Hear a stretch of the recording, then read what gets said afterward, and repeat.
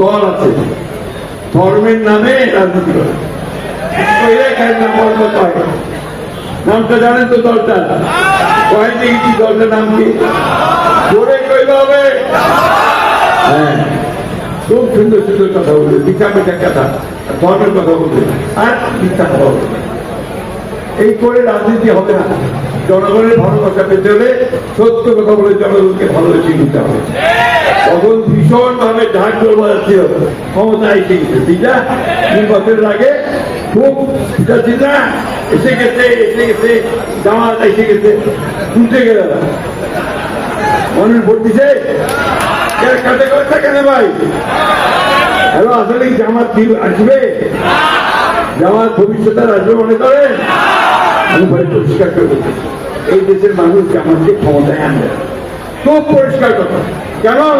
এই জামাত ইসলাম 1971 সালে আমার স্বাধীনতার বিরোধিতা করেছিল, আমাদের জনযোদ্ধা ছিল, মুক্তিযুদ্ধ ছিল, তাদেরকে হত্যা করছে, আমাদের মা আমাদের সংগ্রাম বিরোধ করছে। কোনো মতেই তাদেরকে ক্ষমতায় নিয়ে আসতে পারি না, এই দেশের মানুষ পারে না। আমরা গণতন্ত্র প্রতিষ্ঠা করতে চাই, গণতান্ত্রিক ভাবে করতে চাই। তার অর্থই নয় যে আপনারা দেশের স্বাধীনতার বাইরে গিয়ে কথা বলবেন, অস্তিত্বের বিরুদ্ধে কথা বলবেন, আর আমরা সেগুলোকে মেনে নিয়ে কাজ করবো। এই দেশে অনেকটা করতে দেবেন সব শেষে ভাই। আর কথা কইভাবে আমি সরকারি কর্মকর্তাদেরকে, জেলা প্রশাসক, পুলিশ সুপার, আমাদের ডিওসি, সেনাবাহিনী, আমাদের বেবি কর্মকর্তা, বেসরকারি বিমান পরিবহন প্রশাসনের সমস্ত কর্মকর্তাদেরকে তাদেরকে আন্তরিক কৃতজ্ঞতা জানাতে চাই। বিশেষ করে আমার এই যে নৃগোষ্ঠী, যে সমস্ত মেয়েরা বোনেরা আজকে এখানে কষ্ট করে রোদে দাঁড়িয়ে আমাদেরকে স্বাগত জানিয়েছে, শিবগঞ্জ কলেজের মেয়েরা স্বাগত জানিয়েছে, তাদেরকে আমি ধন্যবাদ প্রদান করতে। আমি আজকে মা বোনের সামনে বসে আছি, এই গরমে কষ্ট হচ্ছে, কি করলেন ভালো হলো, কি কষ্ট করলে হবে না? সেই কষ্টে করতে আমরা ইনশাআল্লাহ আল্লাহ আমাদের সহায় হবে, আমরা অবশ্যই আমরা জয়ী হব, আমরা আমাদের সঙ্গে কাজ করে দিতে পারবো। পথ দেখাচ্ছে, কাজ আলাদা। এই লোকটা দিন রাত পরিবর্তন করে। আগে যে যারা হাসিনা প্রধানমন্ত্রী ছিল, যারা বাড়ি থেকে বাইরে যারা ছিল, বিশ্বাস করে চারদিকের মধ্যে যুদ্ধ হচ্ছে, পুলিশ আর্মি চতুর্দিকে রাস্তাঘাট দিয়ে রাখা। এবার প্রধানমন্ত্রী একদম বুঝে গেছে, প্রধানমন্ত্রীর কাছে বোঝাই যায় না, উনি মাত্র 3টা গাড়ি নিয়ে যাবেন। এটাই হচ্ছে পরিবর্তন, দৃষ্টিভঙ্গির পরিবর্তন, মাইন্ডসেটের পরিবর্তন। এবং জনগণের লোক জনগণের সঙ্গে থাকবে। এই কথাগুলো আমাদেরকে অবশ্যই মনে রাখতে হবে। একটা না, দুটো না, অসংখ্য কাজ তিনি করছেন, যেটা উদাহরণ হয়ে থাকে।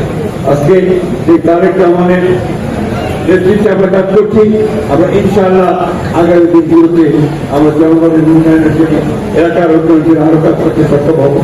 একই সঙ্গে বন্ধুগণ, রাজনীতির বাইরে আমরা যেতে পারবো। আমাদের বাংলাদেশের রাজনীতি হচ্ছে মানুষের জন্য রাজনীতি, আমাদের জাতীয়তাবাদের রাজনীতি হচ্ছে খেলতে দিয়ে রাজনীতি, আমাদের রাজনীতি হচ্ছে আমাদের প্রতিষ্ঠাতা স্বাধীন আমাদের রাজনীতি।